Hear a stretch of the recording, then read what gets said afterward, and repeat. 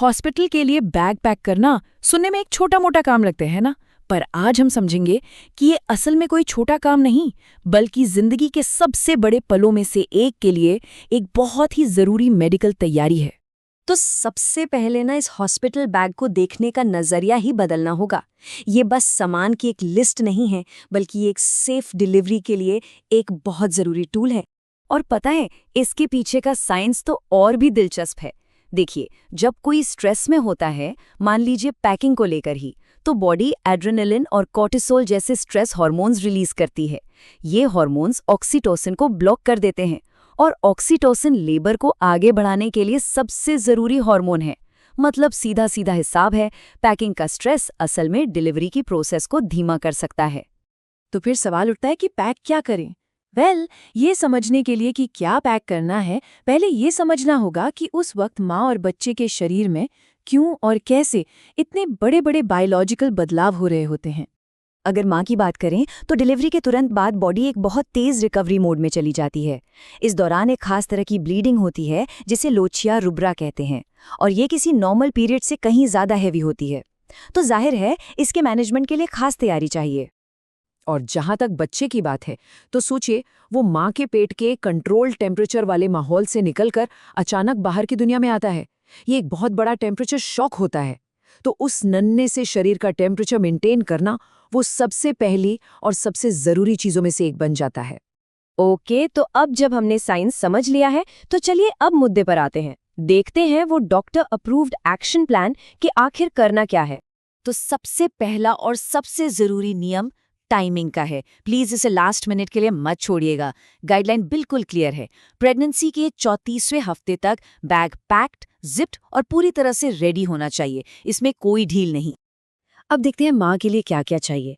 देखिए, लिस्ट में रखी हर चीज के पीछे एक सॉलिड मेडिकल वजह है, जैसे हाई वेस्टेड पैंटीज, ताकि अगर सी सेक्शन हो तो टांकों पर दबाव ना पड़े, या फिर बिना खुशबू वाला साबुन और लोशन, ताकि बच्चा माँ की नेचुरल खुशबू को पहचान सके और ब्रेस्ट फीडिंग में कोई दिक्कत ना आए। और अब बच्चे के लिए यहाँ फोकस है पहले से धुले हुए मुलायम कॉटन के कपड़ों पर। और हाँ, एक बहुत जरूरी बात, जो छोटे छोटे मिटन्स या दस्ताने होते हैं ना, उनसे बचना है। वो क्यूट तो लगते हैं, पर वो बच्चे के जरूरी सेंसरी और न्यूरोलॉजिकल डेवलपमेंट के रास्ते में आ सकते हैं।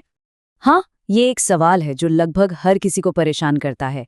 एयर कंडीशन वाले कमरे में बच्चे को कितने कपड़े पहनाएं?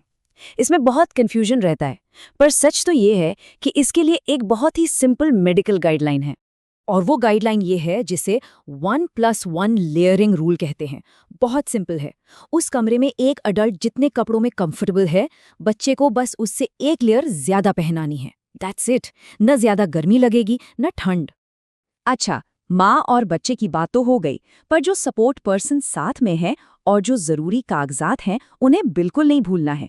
सोचिए, अगर सपोर्ट पर्सन थका हुआ हो या फिर एडमिशन के टाइम कोई जरूरी डॉक्यूमेंट न मिले, तो सारा स्ट्रेस सीधा नई माँ पर आता है। तो उनकी तैयारी भी उतनी ही जरूरी है। चलिए, अब एक और बहुत ही प्रैक्टिकल बात पर आते हैं, खासकर इंडिया के लिहाज से। डिलीवरी के लिए जा कहाँ रहे हैं, प्राइवेट हॉस्पिटल या सरकारी हॉस्पिटल? क्योंकि इस एक फैसले से आपके बैग का करीब करीब 40% सामान बदल सकता है। तो इसका सीधा सा मतलब यह है कि अगर प्राइवेट हॉस्पिटल जा रहे हैं, तो 32वें हफ्ते के आसपास वहां एक बार पूछ लें कि वो अपनी तरफ से क्या क्या देंगे। उनकी एक मैटरनिटी किट होती है, इससे डबल पैकिंग से बच जाएंगे। और अगर सरकारी हॉस्पिटल जा रहे हैं, तो सोच कर चलिए कि आपको सेल्फ सफिशिएंट होना है, खासकर साफ सफाई और पीने के पानी जैसी चीज़ों को लेकर। ओके, अब आते हैं एक बहुत ही ज़्यादा ज़रूरी हिस्से पर। वो बातें, वो सलाहें जो हमें अक्सर सुनने को मिलती हैं, लेकिन जो मेडिकली सही नहीं होती। चलिए, कुछ कॉमन मिथ्स को फैक्ट से अलग करते हैं। पहला मिथक, डिलीवरी के बाद ब्लीडिंग के लिए पुरानी सूती साड़ियाँ इस्तेमाल कर लो। बिल्कुल नहीं। देखिए, बिना स्टेरिलाइज किया हुआ कपड़ा इस्तेमाल करना बहुत खतरनाक हो सकता है। इससे पुयोपेरल सेप्सिस जैसा गंभीर इन्फेक्शन होने का खतरा रहता है, जो जानलेवा भी हो सकता है। तो सिर्फ स्टेरिल मैटरनिटी पैड्स ही इस्तेमाल करने हैं। दूसरा मिथक, बच्चे को एकदम नए चमचमाते कपड़े पहनाने चाहिए। ये भी गलत है। जो नए कपड़े होते हैं, उनमें फैक्ट्री से आए हुए कई तरह के केमिकल्स और डाइज लगे होते हैं, और बच्चे की स्किन बहुत नाजुक होती है। ये केमिकल्स आसानी से स्किन रिएक्शंस कर सकते हैं, इसलिए हर कपड़ा पहले धोना बहुत ज़रूरी है। और ये वाला मिथक तो बहुत ही ज़्यादा खतरनाक है कि बच्चे को शहद या मीठा पानी चटाना चाहिए। प्लीज़ ऐसा कभी मत कीजिए। बच्चे का पहला आहार सिर्फ और सिर्फ माँ का पहला पीला दूध यानी कोलोस्ट्रम होना चाहिए। शहद से छोटे बच्चों को इन्फैंट बॉटलिज्म नाम की एक जानलेवा बीमारी हो सकती है। ये बहुत ही क्रिटिकल बात है। एक और आम मिथक, डिलीवरी के बाद ज़्यादा पानी मत पियो वरना पेट फूल जाएगा। ये बिल्कुल उल्टी बात है। सच तो ये है कि माँ का दूध करीब 87% पानी होता है। अगर माँ पानी नहीं पिएगी तो दूध कैसे बनेगा? डिहाइड्रेशन से मिल्क सप्लाई तो खराब होती ही है, साथ में और भी कॉम्प्लिकेशंस हो सकती हैं। तो दिन में 3-4 लीटर पानी पीना बहुत ज़रूरी है। तो ठीक है, बैकपैक हो गया, मिथ्स भी क्लियर हो गए। अब सबसे बड़ा सवाल, अस्पताल निकलना कब है? वो कौन से पक्के संकेत हैं जिन्हें देखकर समझ जाना है कि इट्स टाइम टू गो? यहाँ 3 बिल्कुल क्लियर ऑब्जेक्टिव साइंस है। इनमें से कुछ भी हो तो सोचना नहीं है, तुरंत निकलना है। पहला, पानी की थैली का फटना। दूसरा, बच्चे की हलचल में कमी महसूस होना।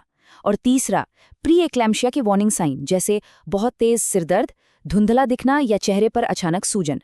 इनमें से कुछ भी हो तो सीधे हॉस्पिटल जाना है। और एक बात याद रखनी बहुत ज़रूरी है, ये जो बैग पैक करने की पूरी प्रोसेस है ना, ये सिर्फ सामान इकट्ठा करना नहीं है। ये एक बहुत पावरफुल साइकोलॉजिकल एंकर है।